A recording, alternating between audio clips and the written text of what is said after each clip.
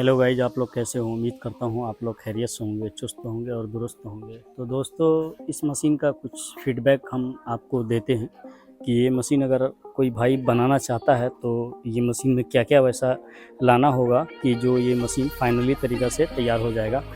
तो दोस्तों, आप इसका फुल स्ट्रक्चर देख पा रहे हैं और इस मशीन को बनाने के लिए कोई बड़ी बात नहीं है, कोई ज़्यादा तामझाम करने की कोई ज़रूरत नहीं है। बिल्कुल ईजिली से हम आपको बताते हैं, बिल्कुल आपको आराम से आप इसको बना सकते हैं। और दोस्तों, अगर कोई भी चीज़ आप बनाने के लिए जाते हैं तो आपको धीरज और संयम बरतना होगा, इसलिए कि अगर आप फास्ट में कोई काम करना चाहते हैं तो वो काम आपका बिगड़ सकता है। तो दोस्तों, सबसे पहला अगर इसमें आते हैं तो दोस्तों, इसका जो देख रहे हैं सबसे बड़ा जो पहिया है, इसको जो भी पुल्ली बोला जाता है और इसको फ्राइबिल का भी नाम दिया जाता है। ये भी पुल्ली है, देख पा रहे हैं, एक उंगली इसमें घुस जाती है आराम से। तो दोस्तों, ये जो है आपका 24 या 26 इंच का ये इसका जो दूरी है, इसका डिस्टेंस वो आपको लेना है सबसे पहला।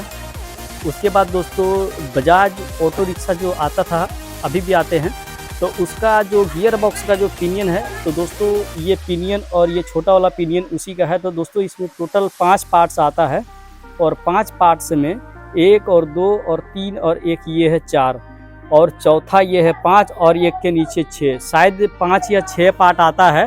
तो 6 पार्ट आपको लेना होगा और तकरीबन ये 6 पार्ट का दोस्तों 9600 से 10,000 के समथिंग इसका रेट आता है। और सबसे अगर अहम चीज़ इसका माना जाए तो दोस्तों, ये पिनियन है और ये स्टील पिनियन बना होता है, जबकि 30-30, 25-25 कुंटल जो लोड लेके चलता है गाड़ी ऑटो रिक्शा, वो इसी गियर बॉक्स के ही ऊपर चलता है। तो आपको यही प्रोफेशनली इसी चीज़ से ही आपका मशीन फाइनली तरीक़ा से बनेगा।